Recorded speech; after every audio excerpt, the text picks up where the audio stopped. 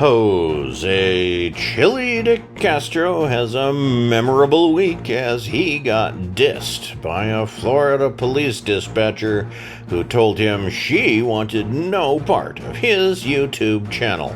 Will he ever recover? You decide. FLOYD WALLACE returns to demand your money to fund his return to Brazil. Did he forget the horrible things that happened during his last 2 visits to the country? HENDRY decides to go cop hunting despite pending trials coming up later this month. Was he successful in finding his quarry? Long Island Audit makes new filings in his ongoing lawsuit against BRYAN FAHEY. What did he do to get the case to go dormant? Plus, DeCastro makes his return to the First Amendment auditing. Did he make any difference as he audited on the streets of Koreatown? I'm your glorious newsreader, Pants. I'm still reading these things despite news writer Jim's attempts to flee reality this week. Will you help me assemble an impenetrable steel cage to contain him in one place and assure the further production of our beloved auditing insanity?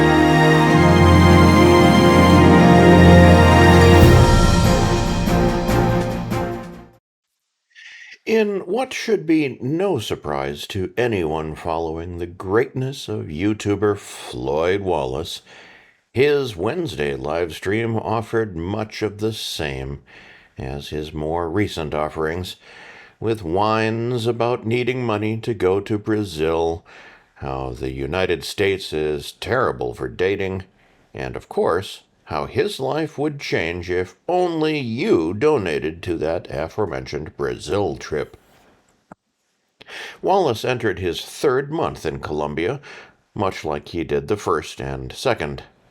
Off camera, more than likely lying in bed, and pretending that his channel was about featuring the culture of countries he visited, and not just a funding of his continuing sexual adventures in third world countries. The YouTuber, of course, is notoriously avoiding a return to the United States and any mention of his alleged firstborn child, a son born around the time he fled the United States. Mention of the child has been banned from his platform, since the reality of adulting and taking responsibility for another life is still something Wallace seems to run away from. He'll occasionally expound on how he only wants his possible future children, he's pushing 30, constantly unemployed and broke, to live outside of the United States, as he doesn't believe in pesky things like child support or being part of the lives of his future children. In the case of his possible current firstborn, he met and messed around with a woman last December, and 9 months later he fled to Colombia as she was giving birth to the child. He's promised that he'd get around to giving DNA for a paternity test when he returns to the United States, and he'll allow maybe $100 or $200 in child support, max, if the woman forced him in the courts. But every time he comes close to returning to the United States, he has a panic attack and stays in Colombia. Wallace is currently promoting the idea of a Brazil trip, forgetting the awful previous times he'd had in the country. From an incident where he was mugged by a gang to a far worse for his ego incident where he couldn't find love and was almost scammed into helping a woman who claimed to be kidnapped, to the general lack of success with women in the country, the horrors of Brazil mount. But Wallace was back on Wednesday, promising that if you give him money, he'd have a bevy of off camera beauties to fill his nights and your dreams of seeing the culture of Brazil from the inside of his Airbnb as he half naps and begs for money really could come true. While other channels slickly produce videos about the sights and sounds of the cities they visit, with each video featuring spectacular views of a specific spot in the city to highlight, Wallace's productions offer little to the imagination. His culture videos featuring him huffing and puffing as he walks along a random sidewalk, cold approaching underage-looking service workers, and stopping to get numbers instead of looking at any attractions or famous spots. Wallace complained on Tuesday's stream that gaining a woman's Instagram in Colombia meant nothing, as she would have a 50-50 shot at responding to him. And more often than not, women will give him an Instagram just to get rid of him. He even advised his followers to do what he does in broken Spanish, tell the women up front that he wants no relationships or friendships, he just wants sex. Then stop talking to them after a sexual encounter or a refusal. In any case, the result is the same. Wallace, alone, with the camera off, addressing his fans from bed in his Airbnb.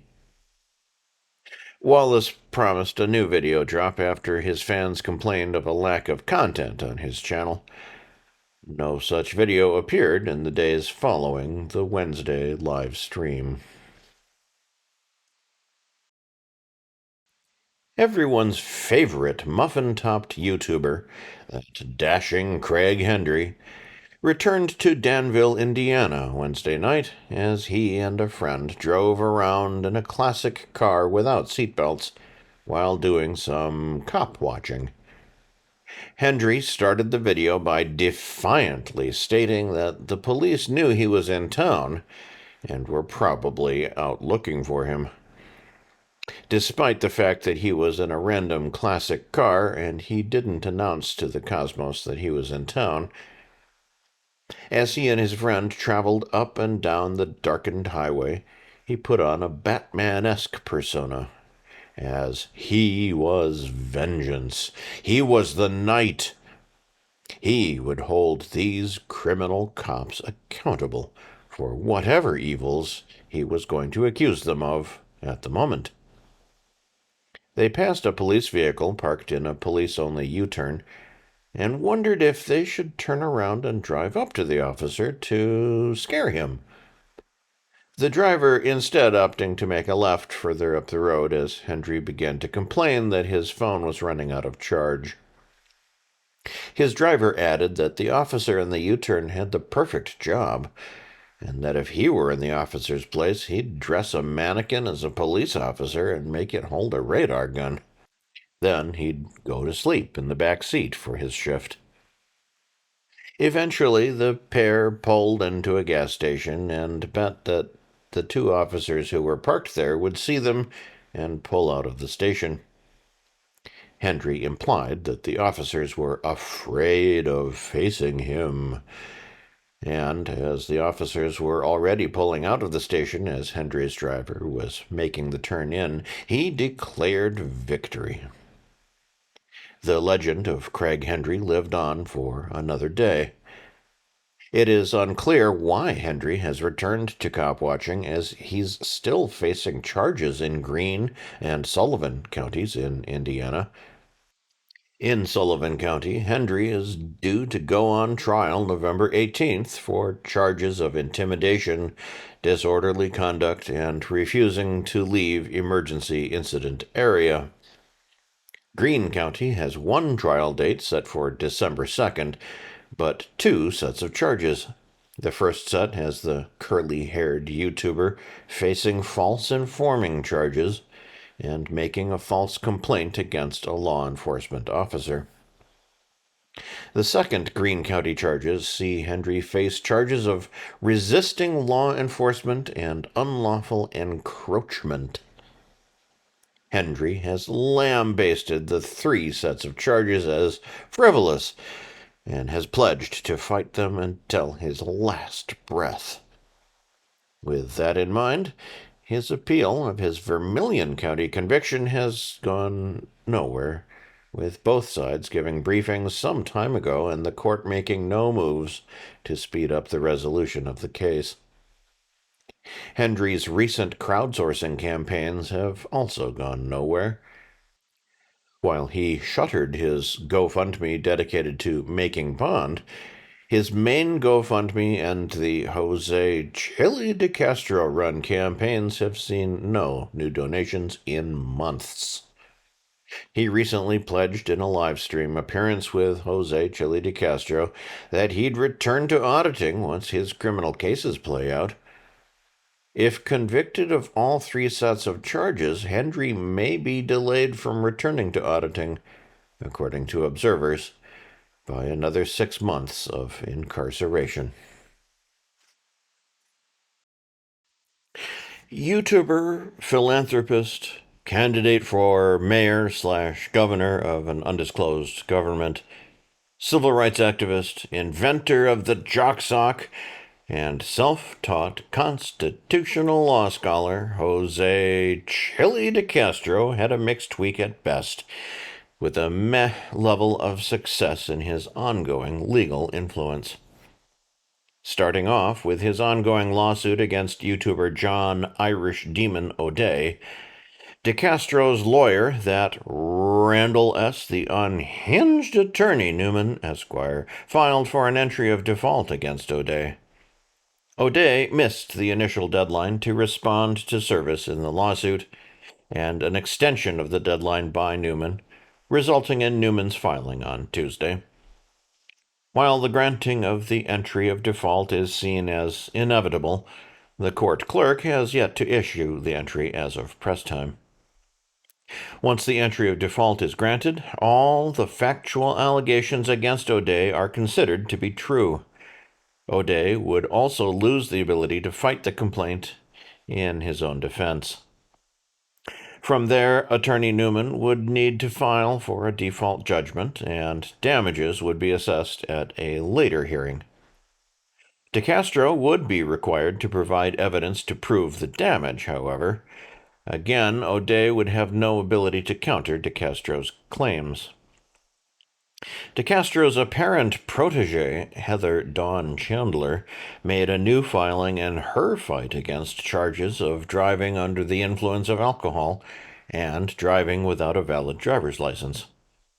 Chandler recently fired her attorney and mysteriously started to file professional-style briefs without legal representation. This is a service that DeCastro provides and has been advertising on his recent live streams, with the caveat that while he cannot legally represent anyone, he can show them how to represent themselves using AI to file motions. The most recent filing by Chandler looks to throw out probable cause for the May 6, 2025 arrest, as the arresting officer was told by dispatch that Chandler's license had been suspended when it had been valid at the time of arrest. Chandler also claims that dash cam footage from the arrest was not properly preserved and provided to her. Because of both factors, she says the reliability of the affidavit provided by the arresting officer should also be thrown out. While this filing does not address the actual arrest for DUI, Chandler's previous filing looked to throw out the DUI charges since she asserted that police ignored her demands for blood or breath screening after initially refusing to take part in those tests while at the scene of the arrest.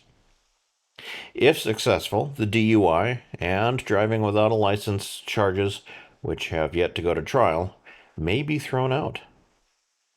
DeCastro himself was not as successful in dealing with police at midweek, as he was denied by police dispatchers who told the YouTuber that she had no interest in his YouTube channel when he made repeated attempts to prank call the Leon County Sheriff's Department and the Pritchard Police Department. The YouTuber was using his JD character to prank call the Leon County Sheriff's Department after DeCastro viewed a YouTube video of a Leon County Sheriff's deputy pulling a gun on a man who he thought was armed but was actually holding a gas nozzle. DeCastro made multiple efforts to get information from dispatchers and was told that they could not comment as the incident was undergoing an independent review. He then switched to calling the Pritchard, Florida Police Department directly and was placed on hold multiple times. Persisting, he called back multiple times and was ultimately told that the dispatcher addressed him by his first name and told him that she had no interest in taking part in his YouTube channel.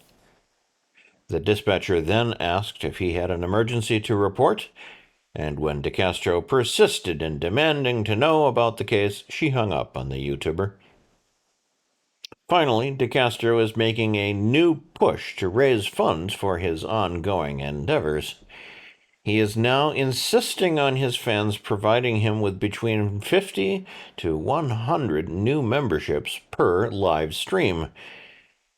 It is unclear why DeCastro is demanding so many purchases of his memberships from his viewers, but with starting memberships on his channel going for $2.99 a membership, that would bring in another $149.50 before YouTube tax per show per gifted membership.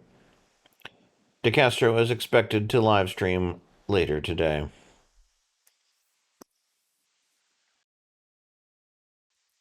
Sean Paul Long Island Audit Reyes graced his fans with a new live stream on Tuesday, hailing a gigantic win in his ongoing lawsuit against former Connecticut State Trooper BRYAN FAHEY that resulted in not exactly what he was talking about. Backing up for those new to the ongoing saga, it goes back further than the incident at Fahey's home over the summer of this year.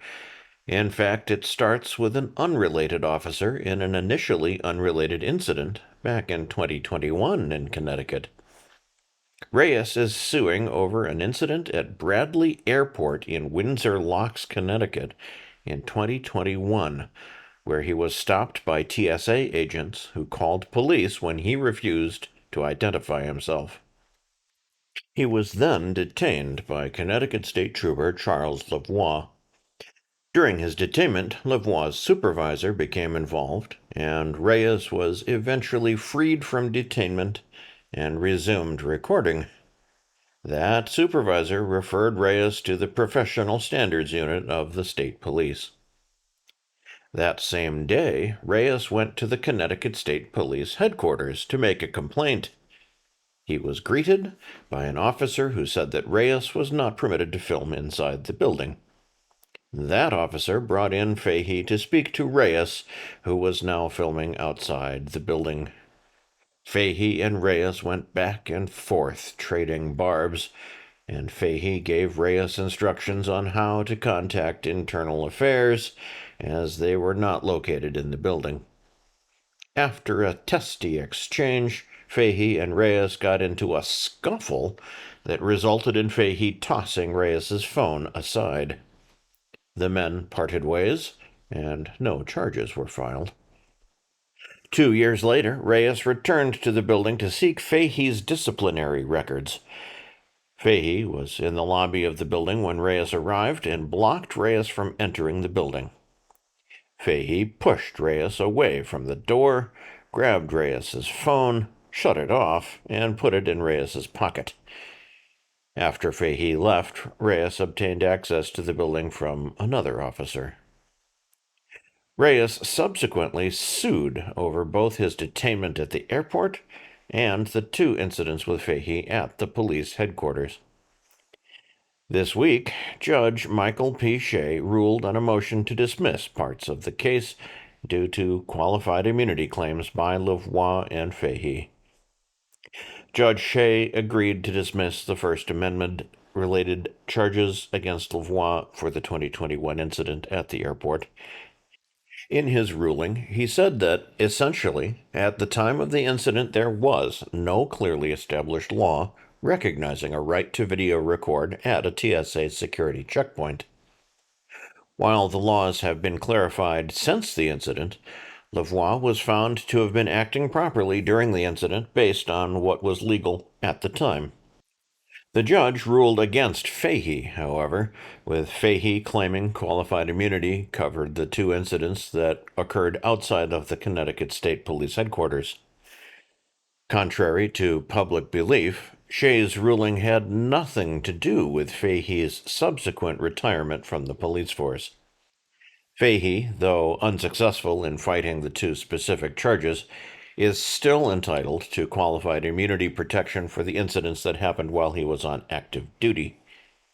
Judge Shea ruled that the First Amendment retaliation claims against Fahey could stand as they occurred in a public forum outside of the building. Fahey's aggressiveness and animus towards Reyes was noted in the ruling. 2 days after Judge Shea's ruling, the parties filed jointly to delay the lawsuit from proceeding until 30 days after the resolution of the current criminal charges faced by Fahey from the incident at Fahey's house earlier this summer. Reyes, knowing Fahey's ongoing aggressiveness towards him, made the inexplicable decision to take his electronic billboard and a cameraman to Fahey's property to interview the officer in July. The YouTuber avoided private road signs and walked to Fahey's house, knocked on the door, and the resulting confrontation resulted in eventual charges for both men. Reyes has made $54,000 in GoFundMe donations off the incident, portraying himself as a victim and largely ignoring the ongoing lawsuit and the circumstances that led to his willing choice to go to Fahey's house. Judge Shea wasn't keen on placing the case into limbo, depending on the pending charges against both men. Instead, on Friday, he issued the following order. The consent motion to stay is granted in part and denied in part. The court is loath to simply stay a case when it has no control over the parallel pending criminal cases, but closing the case administratively will have the same effect, and from the parties' standpoint will operate no differently from a stay. Therefore, the clerk is instructed to close this case administratively, but not dismiss it. Either party may move to reopen the case at any time once the 2 criminal cases referred to in the motion have resolved. Reyes's coverage of Monday's ruling also saw a massive fundraising win for the YouTuber. Wednesdays saw huge gains based on Reyes's live streams for his Help Me Fight These Unlawful Charges and Injustice Fund, which pulled in $870 and took first place in the fundraising race for the day. Second place went to his Support the Fight Against Tyranny and Corruption Fund, which took in $43, while third place went to Zachary Liberty Troll Cooker's Support the Fight for Our Constitutional Rights Fund, which took in $31. Thursday's fundraising crown again went to Reyes as the Help Me Fight These Unlawful Charges and Injustice Fund took in $30 for the day. Friday's crown was taken by Cooker's Support the Fight for Our Constitutional Rights Fund in a surprise win and a $48 take. Reyes took second place as the Help Me Fight These Unlawful Charges and Injustice Fund took in $10. Saturday again went to Reyes's, the Help Me Fight These Unlawful Charges and Injustice Fund, which took in $10 for the day. No other funds that we follow saw donations for the same period. Jose "Chille DeCastro returned to aggressive First Amendment auditing in the Koreatown section of Los Angeles in a recently released video on his main Delete Laws channel that was originally a members-only exclusive. In the video, DeCastro encountered a line of police cars that were responding to a situation where a robbery suspect was hiding in a nearby building. DeCastro was approached by an officer who had his gun drawn, who asked DeCastro to back up from the scene as he was in danger. The diminutive YouTuber went back and forth with the officer, and the officer ultimately decided to put up police tape. On the video, DeCastro noted the presence of a female officer by using a floating hashtag pigtail to insult the officer. This was seen by most observers as a continuation of his characteristic irrational hatred of female police officers, who he has deemed unworthy of serving as police officers.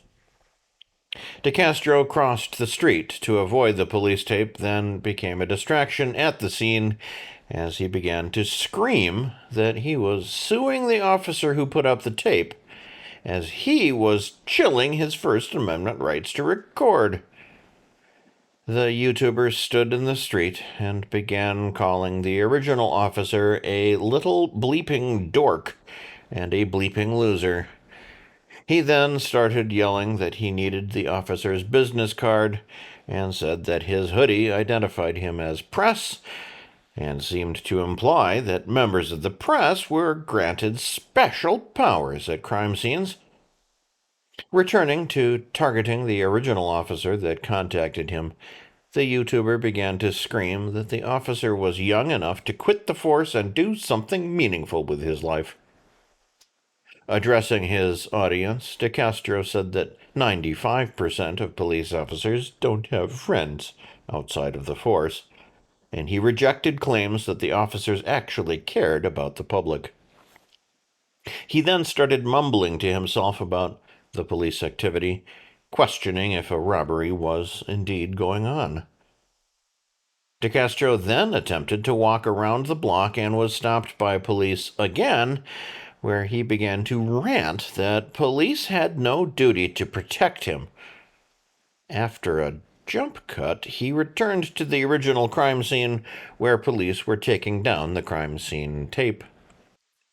Passing a female police officer, he again displayed the pigtail hashtag without talking to the officer. He went on to address officers on scene, looking for the original officer he interacted with. DeCastro made it clear that he was press, and it was illegal to block him from recording the incident. He again threatened a lawsuit as he asserted the police violated laws allowing the public to film police in public, with a text overlay reading, "Subject to reasonable time, place, and manner restrictions." The second half of the same quote, which was not highlighted, went on to read that the recording must not interfere with police operations or threaten officer or public safety. DeCastro's threat to sue was apparently doomed by his own captioning. At the start of the video, DeCastro was confronted by an officer with his gun drawn who indicated that DeCastro was in danger, with the implication that moving forward into the police operation could threaten officer or public safety. He eventually caught himself telling the officer to use the correct words to him and apologizing for his saltiness, as he didn't like being told what to do. He assured the officer that the police department was filled with bad cops and that he would be working to strip the police union of the ability to protect those bad cops from being fired after investigations into their activities.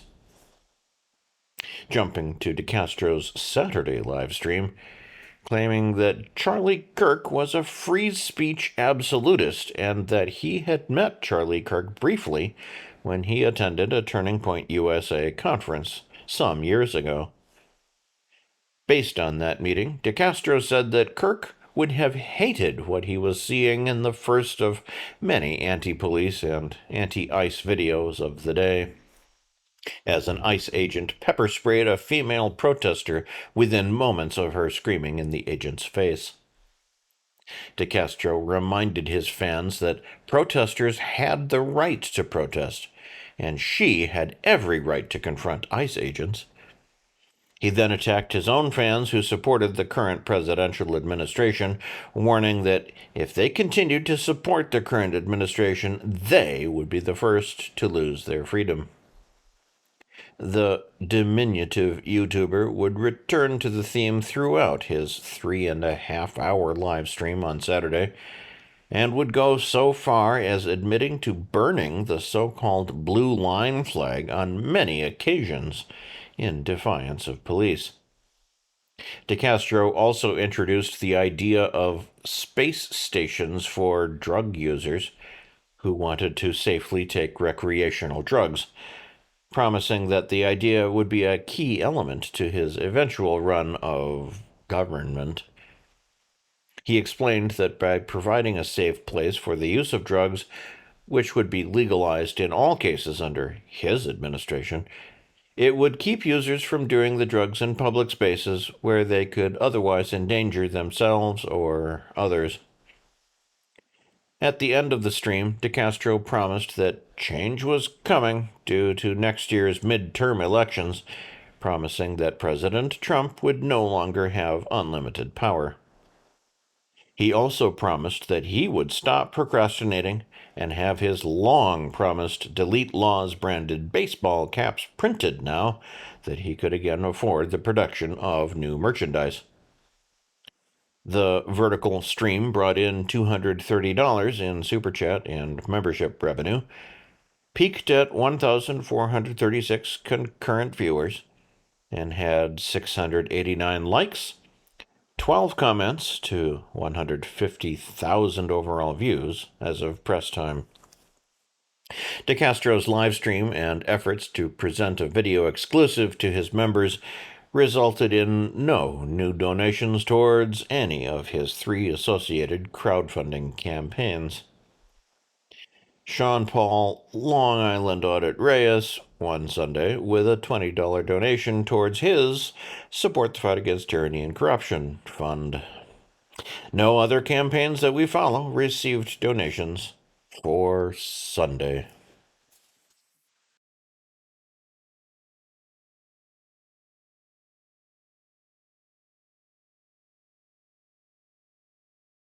We need your help. Both ReallyCoolSite.org's daily newspaper and our daily newscasts are funded by your continuing donations and what we make from our YouTube AdSense revenue each month. If you'd like to contribute to help us keep the lights on, eating, feeding the cats, defending ourselves from lawsuit threats, and writing news stories to feature on both the newspaper and newscast each day, you can do so via a donation to our PayPal, Cash App, or GoFundMe accounts. If you can't afford to contribute, please watch our videos from beginning to end, like, share, subscribe, and comment. You can help by doing next to nothing, and we thank you in advance for pitching in.